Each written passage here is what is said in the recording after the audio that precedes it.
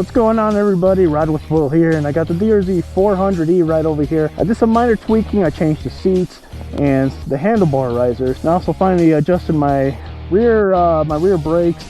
Not 100% confidence with this bike. By far, I still like the KLX 250 ergonomics, the way it feels and everything. But we're gonna go ahead. The main purpose why I'm here is I want to try this DRZ400 1538 gearing on the single track. Now, this single track isn't hard by any means, but there are a few tricky sections. A lot of people probably wouldn't bring a big bike here. The DRZ400E is still a pretty light dirt bike. It's only 290 pounds. Also, this place is full of cactus, which has me a little bit on edge. Last time I crashed right into a cactus bush, and that was not pleasant. So I'm not used to the DRZ400E yet. I probably will say it's not gonna be a 100% perfect trail ride, but my whole purpose is I wanna see if I can do it with 1538. Because, you know, a while back ago, I asked people, hey, I want to gear the DRZ400 to a 1538 to see if I could do, you know, single track and also explore the roads and, you know, hit 70 miles an hour. Which, by the way, this DRZ400 does do 70 miles an hour, no problem with this gearing.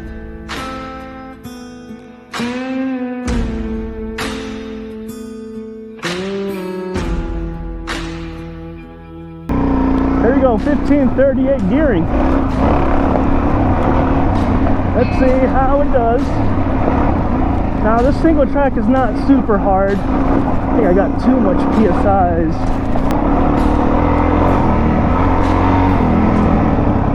Now, this is considered a pretty tight technical single track.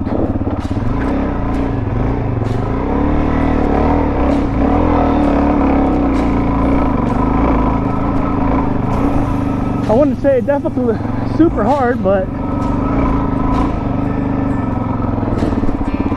it's definitely a little tiring. Oh man, the 1538 gearing is definitely something else. For example, I've gotten up this with my two-stroke, but would I be confident enough for the DRZ400?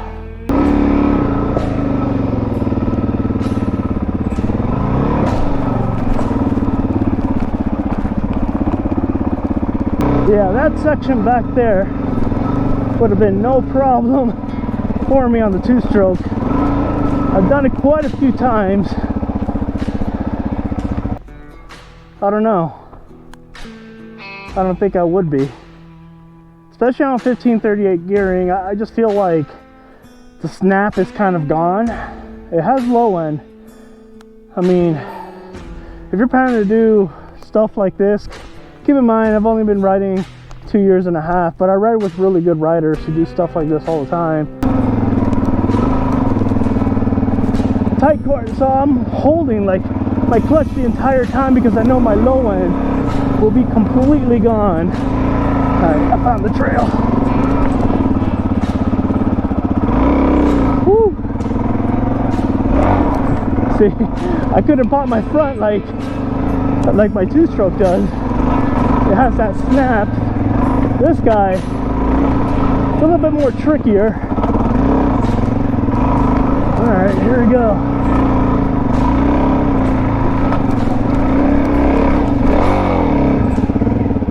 Woo!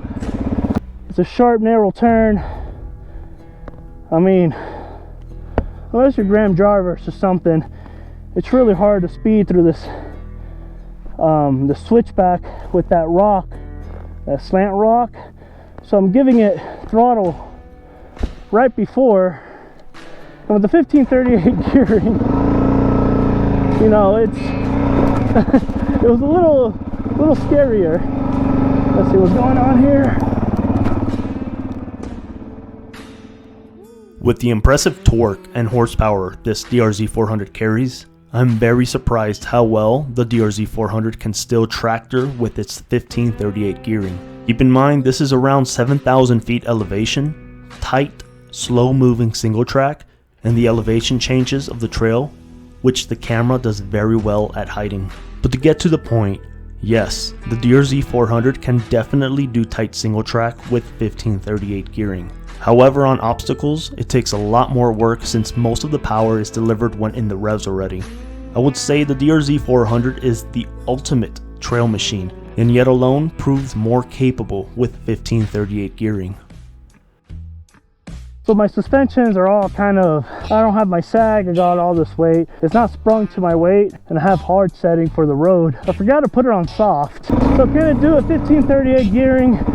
It definitely can, but man, my clutch hands are pretty tired. See, that low end snap is kind of gone there.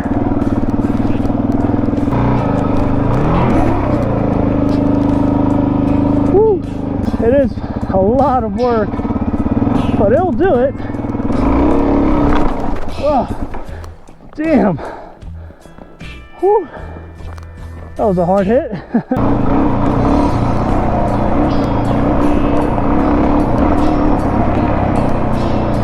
Oh man, it's definitely exhausting.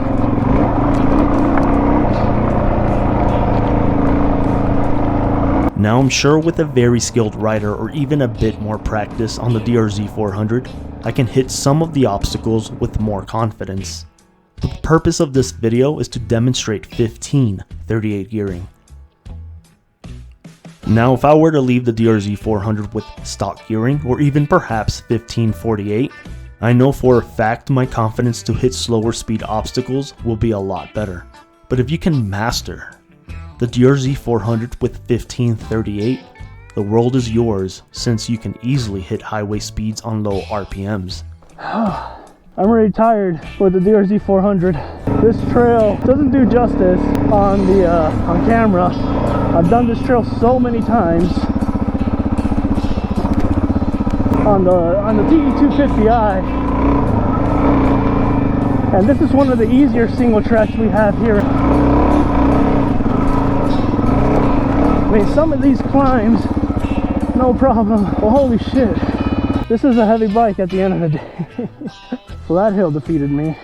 I've done this with a 2-stroke, but on the DRZ400, I don't have confidence to do that.